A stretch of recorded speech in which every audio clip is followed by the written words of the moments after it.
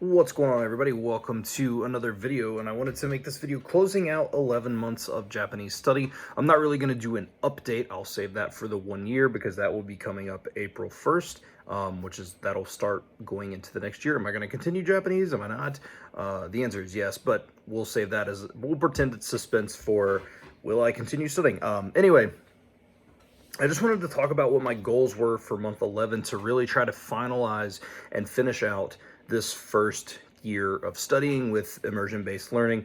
It's been a great year, honestly. It's been a great year, honestly. I've had some ups and downs, I think, as everybody has. But I made a video about learning, kind of learning about the idea of learning, or learning about what I've learned about myself. And just being able to stick with stuff even through ups and downs is huge. You know, I've faced a lot of moments over the past year of wanting to quit and whatnot. But anyway, we'll get into that in the next video. This video is about what I want to do for month 11. So basically, I want to try to finish out at least doing, I'm going to start this week. I'm going to try to do the 40-hour 7-day language challenge, just to try to get into some more Japanese, try to get a little bit more in front of me. And I think the big thing is I got so into it there for a while, where I was spending, like, I was taking even a spare 5 minutes and trying to do something. And I've kind of gotten away from that, which I don't really necessarily know if it's affected me in a negative way or not. I'm still making progress in Japanese and I still feel really good about it. But, you know, just give it a good old-fashioned try again, so to speak. Like, just really try to make the most out of all of it. And, you know, a lot of those 5 and 10-minute sessions add up. So, you know, you look at it over the course of a few months, and that could be 20 or 30 hours of study that I've not hit, or, you know, immersion, or whatever you want to call it. And so I want to do that, and then I'm not going to necessarily track active versus passive. Like, I have 2 YouTube channels, one for active and one for passive immersion. But I think I'm just going to play it on the same thing. I get a little bit really worked up over the numbers on that. And I think that's one of my issues that I'm going to try to solve going into year 2, or going into, working towards my 2nd year of Japanese. And that is, I'm not going to worry about that as much as just getting Japanese in front of me. If I can't honestly listen to it, or at least even like pick out words here or there, I don't necessarily want to listen to it, because I don't want, you know, or it's not that I don't want to listen to it, but I'm not gonna count that and stuff. But if I can actively listen to what they're saying, even if I'm working a little bit, so it's kind of this half in, half out kind of thing, but I'm still picking up words and hearing it. It's not just in one ear and out the other. I'm just gonna count it, and I'm not gonna worry about the idea of, well, you know, you kind of did that passively or whatever. I'm just gonna, basically my goal is to get as much Japanese in front of me as possible, enough Japanese in front of me that I'm paying attention to as possible. So that's kind of the big thing, honestly, just getting that large quantity back. Right now I'm, you know, studying or immersing, I definitely could be doing more, and that's just being super honest. And that's okay though, you know. I've learned a lot about stuff. People make language learning their own, and that's what I've done. I'm perfectly fine. I know that there's people on this channel that watch that think I should do more or less, but I do what I can do, especially with a family and a full-time job, and then I'm doing this other thing, and I'm making Japanese work for me. And so this first week of the month, I want to, again, try to get as much Japanese in me as possible while maintaining all of the other stuff. So I'm gonna, for a while, stop trying to force anime. As you guys know, not a big anime fan.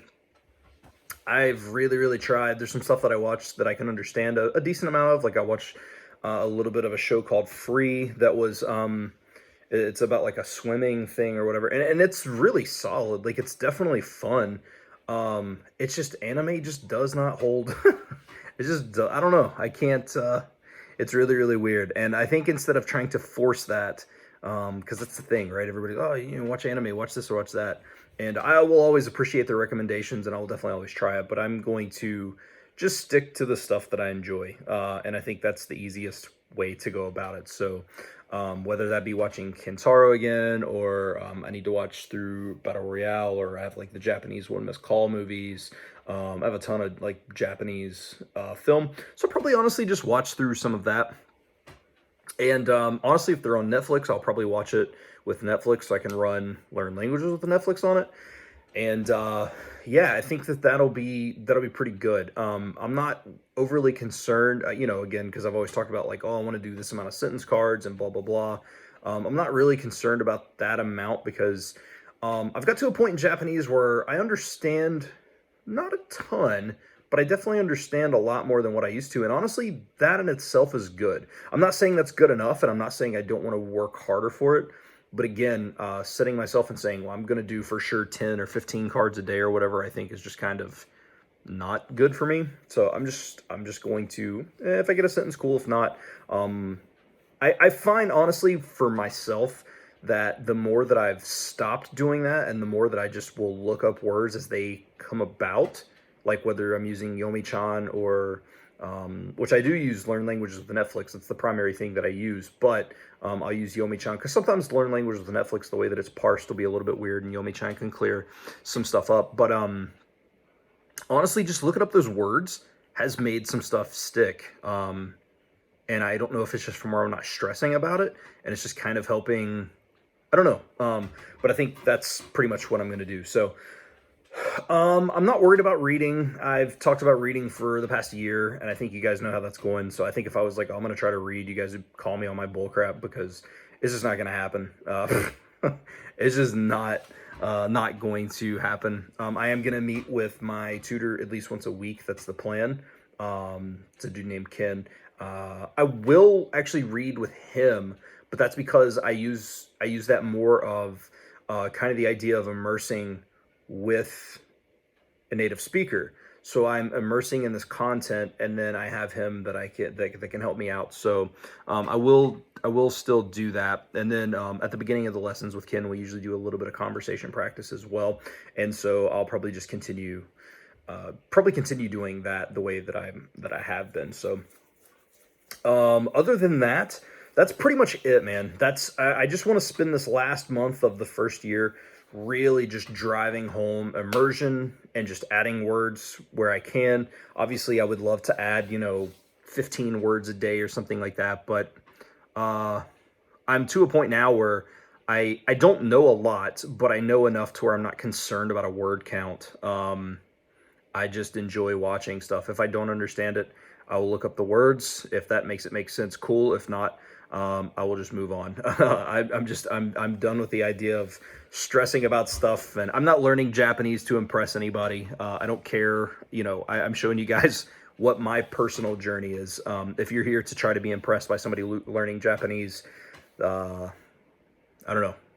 I don't know if I will fit the bill, so to speak. But yeah, I just want to spend this last month of the year of learning Japanese when I started last April 1st, just really driving home those core elements of my learning process over the last year. And I want to get back into listening to Japanese, all day at work, and then coming home and obviously spending time with my son, and then getting back to like kind of a little bit more immersing at night, which I watch TV with my wife and stuff at night, and then I usually have a little bit of time. Like right now, it's 11 o'clock. I would be immersing a little bit, but yeah, just getting back to those kind of those things and finish this year out. It's been a pretty tough year. I've had some ups and downs, as you guys have known, and there's been a little bit of a stretch where I haven't studied from time to time. But for the most part, for the last year, I have